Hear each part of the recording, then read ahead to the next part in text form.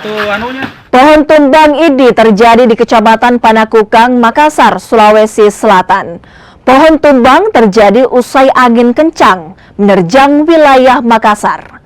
Selain di Panakukang, pohon tumbang juga terjadi di sejumlah lokasi. Akibatnya pohon tumbang bahkan menutup akses jalan, menimpa rumah hingga kendaraan. Dinas Lingkungan Hidup mencatat ada 17 laporan pohon tumbang yang terjadi sepanjang hari. Hampir 17 pohon tumbang dan terbagi di beberapa titik. Ya.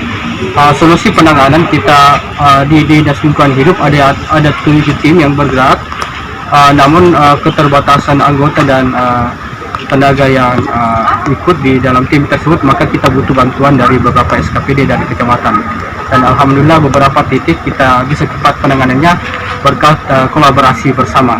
Bagi batang-batang pohon yang memang agak membutuhkan alat-alat yang berat, ya kita fungsikan sebaik mungkin.